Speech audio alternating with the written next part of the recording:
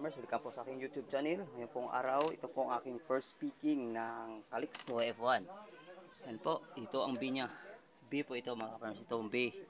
Ang estimation ko sa B nasa 2 kilos, yung A nasa 5 kilos. Ito naman po ang kabila, Banati King.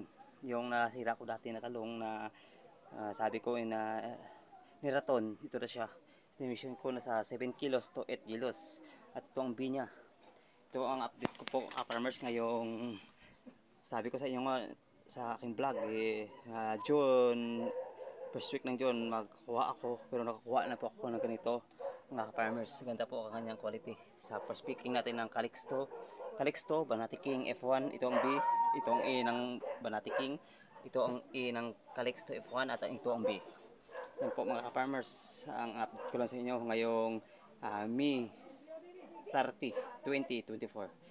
Salamat sa inyong panunood mga ka-farms. Ito po mga update ko. Bukas ang presyo ngayon nasa 40 pesos per kilo. Happy ka-farming and God bless.